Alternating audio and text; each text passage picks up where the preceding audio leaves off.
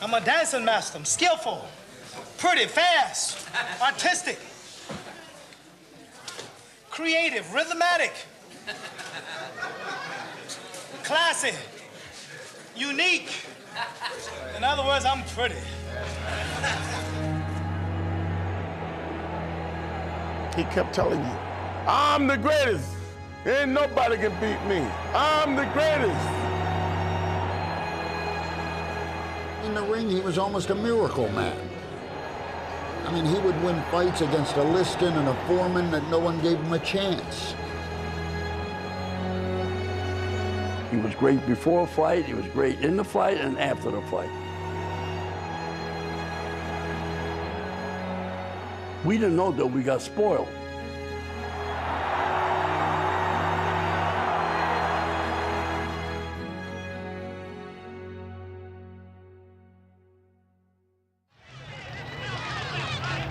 Few men have dominated their sport more than Muhammad Ali.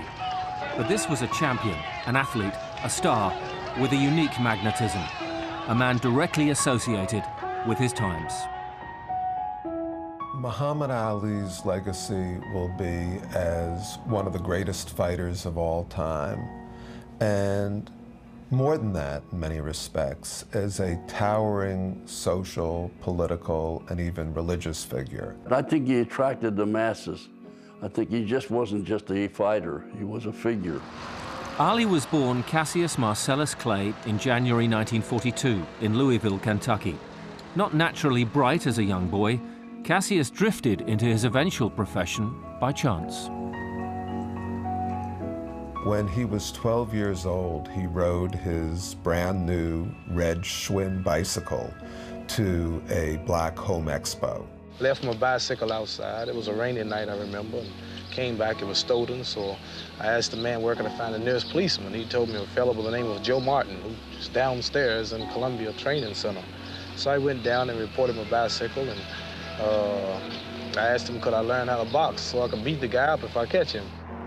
Boxing came easily to Cassius. In just 5 years, he won 6 state and 2 national Golden Gloves championships. By 1960, he was part of the USA's boxing team for the Olympic Games in Rome, where his potential for greatness was soon clear. The thing that distinguished him from the others was he loved it, he trained harder than anybody else in the gym, and he wanted to learn. It was that training ethic that earned him the light heavyweight gold medal, Cassius Clay's first taste of international glory. He's fast for heavyweight, fast hand speed and fast legs. He used his legs very well. He fought hard, he trained hard, he wanted to win. The Olympic gold medal was very important to Cassius Clay for several reasons. Number one, it validated in his own mind that yes, he was good and he had a future in boxing. And second, it was a platform on which he could build his entire professional career. Everybody's trying to break records. Man says that he'll be on the moon by 1970. One man said that they're going to make cars that'll run by sunlight. Well, those are pretty game predictions. Well, I predicted I'll be the heavyweight champion by the time I'm 21. To make that step, Clay made a surprise move from Louisville to Miami Beach. It was here at the 5th Street Gym that he teamed up with trainer Angelo Dundee. That's when the Louisville group called me. They asked me how I would work with them. I told them very slow because I like to take my time. So they said, okay, great. So I said, fine. 20 minutes later, they got me on the phone. He's coming down tomorrow. He wanted to fight. He came the next day. And we've been together ever since. It's a true story. It's 1960. That was the perfect mix of a fighter and trainer. Angelo knew boxing. He was a good boxing guy. And most importantly, he understood that Cassius Clay was a unique talent and that he shouldn't try to change his basic style. I knew right away he wasn't that kind of a kid to take that kind of direction. I just teach him. And, innovate something. Hey, geez, that jab was terrific today. You put your knee into it and your shoulder. He would do it the next day because I sort of imitated what he wanted to do. I had no trouble teaching Muhammad. I made him felt he taught himself. And it wasn't just inside the ring that Clay was making a noise. He was gaining a reputation as a very flamboyant character. Colorful, young, and world Olympic champion, flashy. I'm too fast. He was the Louisville Lip. If he starts talking jive, I'll get him in 5. He was handsome, he was young. If he makes me sore, he'll fall in 4. He was a self-promoter, he was colorful. I'm the prettiest sight in the ring today. That's my label. If he keep talking about me, I'll get him in 3. If that don't do, I'll get him in 2. He spouted poetry, you name it. If he run, I'll get him in 1. If he don't want to fight, he should stay home that night. Because he can rhyme and people like him and he's talking about how pretty he was and all that. People like that stuff. They want to see it and they want to see him do it and they want to see him win the fight. As loud as I'm hollering, you call me quiet?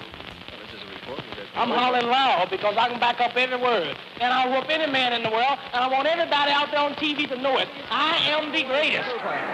A win against British heavyweight Henry Cooper in 1963 saw the motor-mouthed upstart from Louisville set his sights on the world heavyweight title. In his way stood the formidable Sonny Liston. So the feeling was, by the time Cassius Clay got to Sonny Liston, that he would be annihilated. Liston was a 7-1 favorite, and most people thought it wouldn't go more than 2 or 3 rounds. There had been few more feared champions than Sonny Liston, yet Clay decided to bait the man he called a big, ugly bear. The things that came out of Cassius Clay's mouth as he prepared to fight Sonny Liston boggle the imagination. Yes, we went there with the bear collar. You know, the bear got loose. We tried to catch him. We bought some honey. We laid the honey on the sidewalk, but we couldn't trap the bear. 20 or 30 policemen took the bear in. We did a lot of study. I did an awful lot of study on Liston. See, if Liston hit you with his jab, you were in trouble. He had a tremendous hard jab. So my theory was surround the jab, don't take the jab. So this was the theory of beating Liston. And I knew my kid could do that. Dundee's kid took everyone by surprise, dancing around the slower, heavier Liston. By round 6, Clay had made the champion look like a sparring partner. Oh, he was a magnificent boxer. No, he wasn't a puncher. But there was a balletic beauty to his moves. All you have to do is watch the Sonny Liston fight. Even when he couldn't see, he just floated Baryshnikov in the ring. When the bell rang for the 7th round, Liston couldn't go on. He retired on his stool. And what's happened? Clay has won! Clay has won! It was beyond belief. It was fiction. It was one of these things, you know, it couldn't possibly have happened, but it did. I am the king of the world! Hold it, hold it, hold it. I'm pretty! Hold it, you're not that pretty. I'm a bad man! Wait. I shook up the world! I shook up the world! Joe, I shook up the world! Wait a minute, Cash, wait a minute. You must listen to me! Now listen to me. I am beat double! All right, hold it. Ladies and gentlemen, I must tell you this. I can't beat Joe, wait, hold it.